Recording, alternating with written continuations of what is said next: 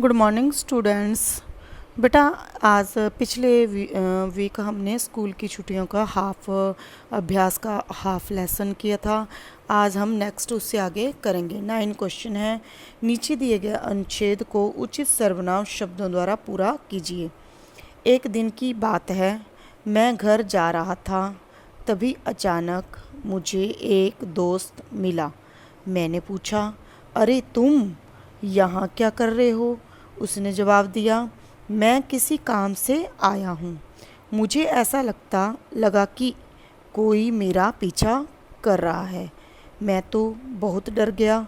मैंने कहा, तुमने कुछ सुना? अजीब सी आवाज़ें आ रही हैं।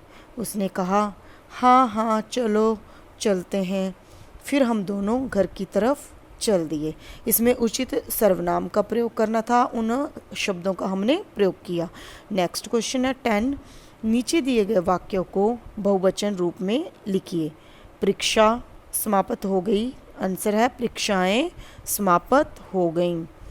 नेक्स्ट है लड़का परीक्षा भवन से बाहर आया। लड़के परीक्षा भवन से बाहर आए।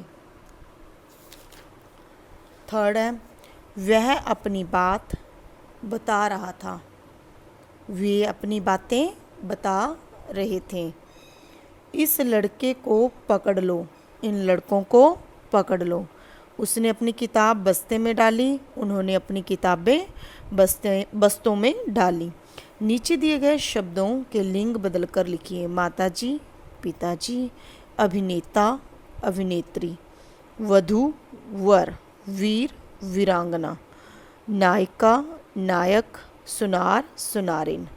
नीचे दिए गए शब्दों में उचित स्थान पर अनुस्वार और अनुनासिक चिन्ह का प्रयोग कीजिए। पहुंचकर ह के ऊपर अनुनासिक, बातें त के साथ अनुस्वार, तुकांत का के ऊपर अनुस्वार, पढ़ूंगा ढ के ऊपर अनुनासिक, सिखाएंगे ए के ऊपर अनुनासिक, मैंने म के ऊपर अनुस्वार।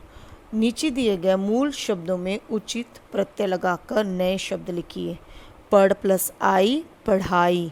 जीवन प्लस ई, जीवनी। उत्साह प्लस इत, उत्साहित। अपना प्लस पन, अपनापन। चिल्ला प्लस आहट, चिल्लाहट। नेक्स्ट क्वेश्चन है बेटा, उचित वाक्य विराम चिन्ह का प्रयोग कीजिए। सारा स्कूल हॉल में इकट्ठा हो गया, पूर्ण विराम। हाँ भाई, विस्मयादिबोधक चिन्ह। तुम लोगों को पेपर कैसा लगा? प्रश्नवाचक। राजम ने कहा, अल्प विराम, दोहरे उद्धरण चिन्ह शुरू। अब लगता है फिर से अल्प विराम। मैं बच गया, दोहरे उद्धरण चिन्ह, पहले पूर्ण विराम लगाकर दोहरे उद्धरण चिन्ह क्लोज। उद्धरण चिन्ह तो फिर कल क्या करोगे?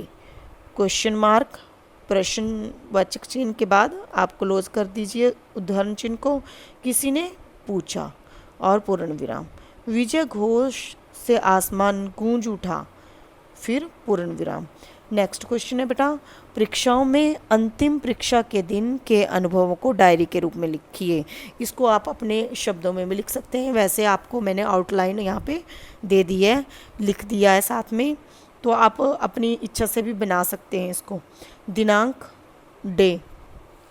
परीक्षा का नाम सुनते ही बड़े बड़े कांप जाते हैं। ये तो सही बात है, चाहे कितना ही कोई साहसी हो, परीक्षा का नाम, एग्ज़ाम का नाम सुनते ही सारे कांप जाते हैं। पर जैसे ही परीक्षा शुरू होती है, दिन कैसे बीत जाते हैं पता ही नहीं चलता।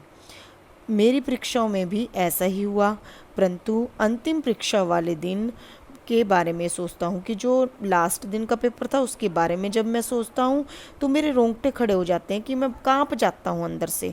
परीक्षा का आखिरी पेपर गणित का था।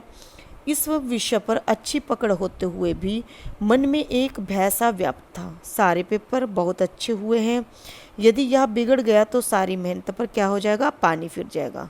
सुबह तैयार होकर स्कूल बस में सवार हुआ तो हर रोज़ हल्ला करने वाले साथियों के हाथों में पकड़ी पुस्तकों व उनकी झुकी आंखों ने मुझे ज़्यादा डरा दिया।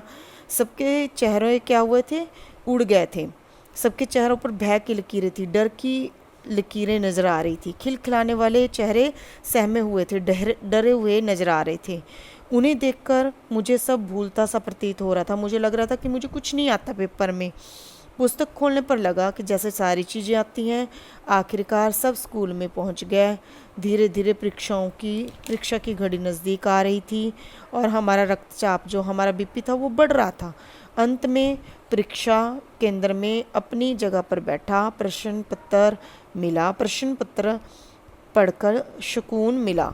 फिर पेपर को पूरा किया और खुशी खुशी परीक्षा केंद्र से बाहर आ गया। बेटा, ये सारा काम आप अपने अभ्यास पे सुंदर सुंदर करके लिखोगे और याद भी करोगे। धन्यवाद।